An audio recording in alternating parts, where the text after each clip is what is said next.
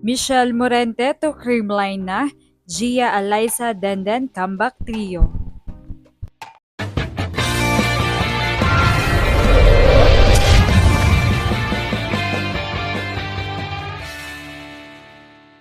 What's up, Volleyball Nation? Welcome back to my YouTube channel. Narito ako para magbigay sa inyo ng updates tungkol sa mundo ng volleyball.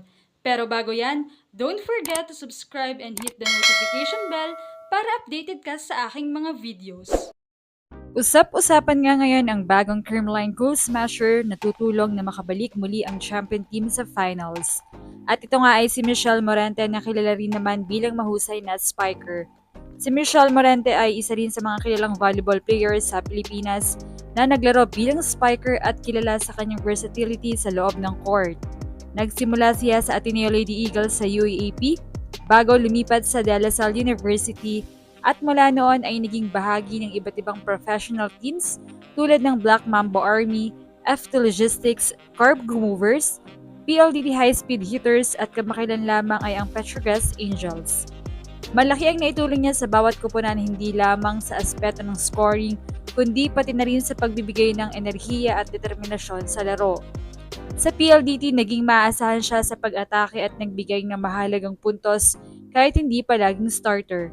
Habang sa Petrogras naman ay nagdagdag siya ng bagong sigla at kumpiyansa para sa koponan. Hindi nga lamang opensa ang dagdag niya sa team, kundi ang matibay na depensa rin. Samantala ay madalas nga itong namamataan sa mga training ng Creamline na talagang posibleng bahagi na siya ng team dahil kamakailan nga lamang ay natapos na ang kanyang kontrata sa Petrogras at wala pang team ang nababalitang kumuha rito. Kung sakaling lumipat siya sa Creamline, maaari niyang maibigay ang kanyang versatility bilang karagdagang attacking option, maging sandigan kapag kinakailangan ng depth sa rotation at magdala ng matinding fighting spirit na makatutulong sa championship experience ng koponan. Bukod dito, dala niya ang kanyang karanasan mula sa iba't ibang system at pressure situations na tiyak na makadadagdag sa pagiging mas matatag at competitive ng Creamline. Magandang addition din ito dahil kulang nga ang team sa mga wing spikers dahil marami nga sa kanila ay mga middle blockers. Samantala ay inaabangan na nga ang pagbabalik ng trio combo ni Gia Morado de Guzman, Denden Lazaro Revilla at Alyssa Valdez na matagal na muling hinintay ng mga fans. Matatandaan ngang pinayagan ng makabalik ang mga Alas players sa kanilang club team at inaasahang magbabalik na ang decorated setter na si Gia sa Creamline.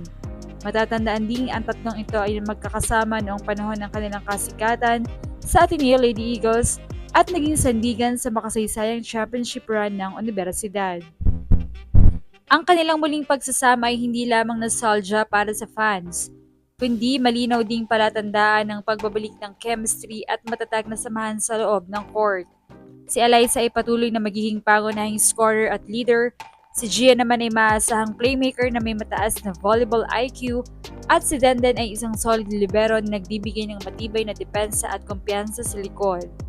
Ang kombinasyon ng kanilang karanasan, husay at natural na pagkakaintindihan ay tiyak na magdadala ng panibagong sigla at lakas sa kanilang koponan at maaaring magsilbing inspirasyon hindi lamang sa teammates nila kundi lalo na sa mga fans na matagal nang naghahangad na makita silang magkakasama muli.